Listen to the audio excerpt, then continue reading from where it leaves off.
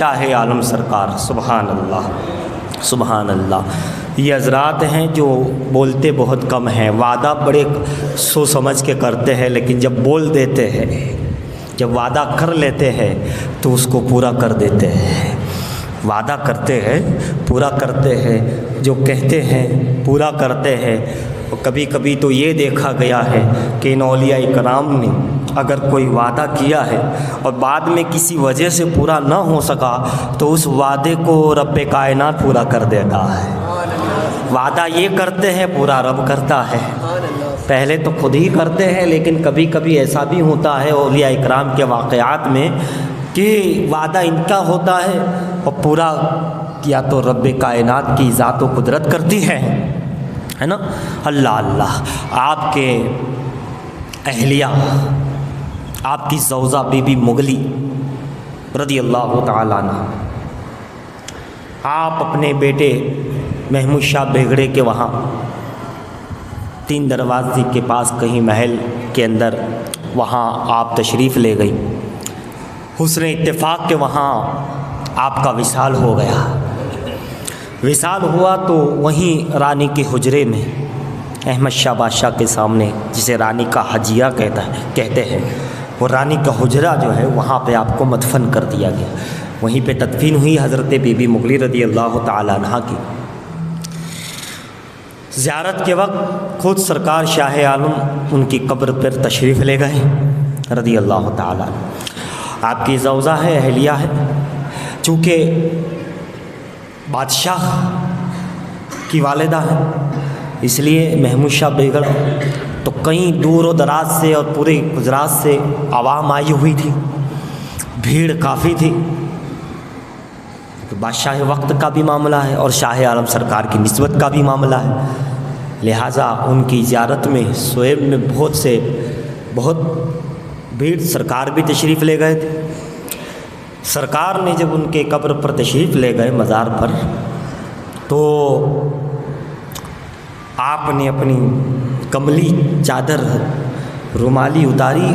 اور ان کے قبر کے درمیان یوں ڈھانپ دیا، ایک کملی اپنی چادر رکھی اور فرمایا العظمت للہ، العظمت للہ جیسے ہی کہاں، الہیبۃ للہ جیسے ہی کہاں، جتنے بھی موجود تھے ہزاروں لوگ، اس میں خدام تھے، بادشاہوں کے وزیر تھے، اور نہیں جانے کتنے حاضرین مجلس تھے،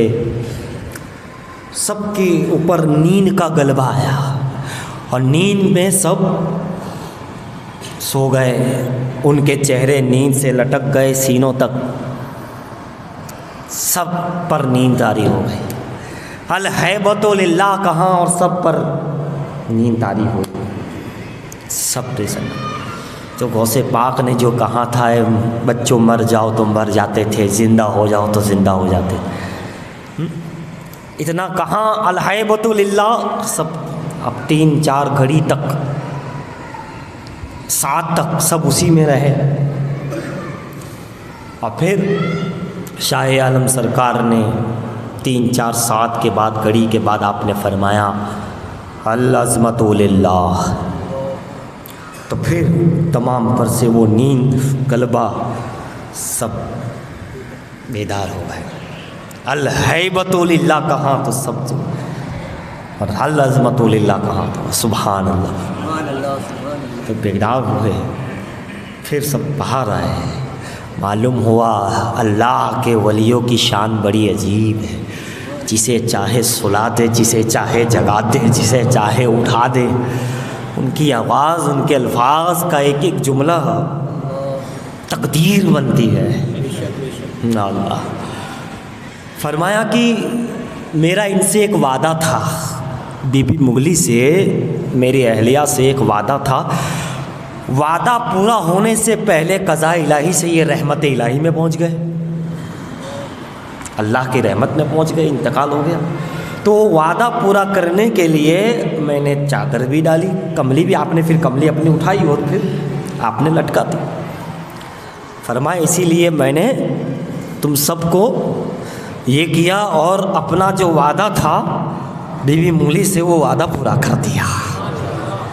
اس وعدہ پورا کرنے پر تائید الہی کے ساتھ میں نے یہ کیا، اللہ کی تائید اور حکم الہی سے یہ تائید کے ساتھ میں نے یہ ادا کیا۔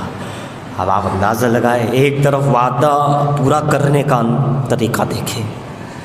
کہ انہیں یاد رہتا ہے کون سے کب کسے کیا کہاں ہے یا کیا کہنا ہے یا کیا کہا ہے یا کیا سوچا ہے تو کس طرح کب دینا ہے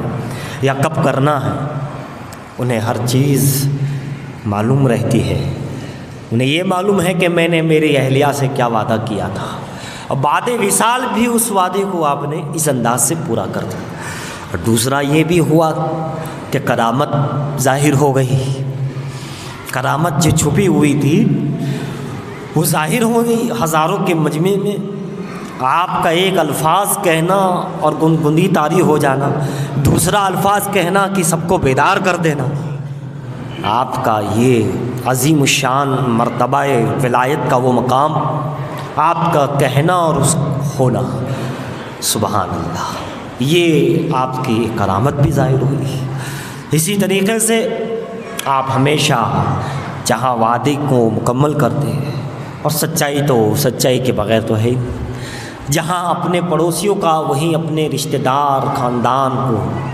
سرکار قطب عالم کے پوتے جب پیدا ہوئے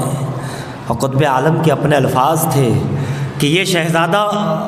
مجھ سے بھی بڑا ہے، مخدوم جانیہ سے بھی بڑا ہے، وہاں مدفن ہے سرکار کے وہیں احاطے میں۔ تو شاہ عالم سرکار نے اس کا بڑا کمال دیا، ان کو بڑی عنایت کی، اور ان کے لیے ان کا نام بھی جلال الدین حسین مخدوم جہانیہ کے اوپر تھا۔ فرمایا کہ یہ شہزادہ جو ہے اس کو خصوصی طور پہ مخدوم جہانیہ کا،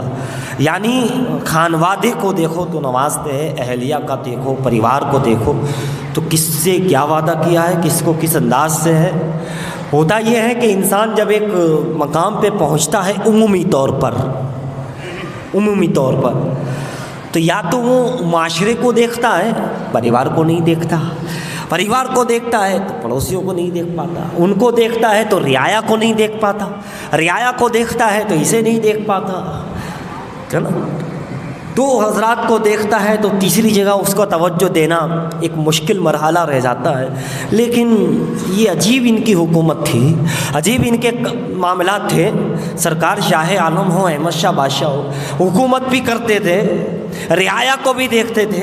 پریوار کو بھی دیکھتے تھے، مریدین کو بھی دیکھتے تھے، متوسلین کو بھی دیکھتے تھے، دور و دراز سے کوئی زائرین آئے تو اسے بھی دیکھتے تھے۔ شخصیت ایک، نظر چاروں طرف، شخصیت ایک، مگر ہر ایک پر ان کا کرم، ہر ایک کو ان کو یاد، ہر چیز ان کے ذہن میں، جو جہاں ہے وہیں اس کو وہ بھول جاتا ہے مگر سرکار نہیں بھولتے۔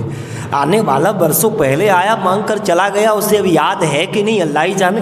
لیکن وہ بھول سکتا ہے جس دربار میں مانگا ہے وہ شاہ عالم نہیں بھولتے۔ یہ کیا عجیب بات ہے کہ کون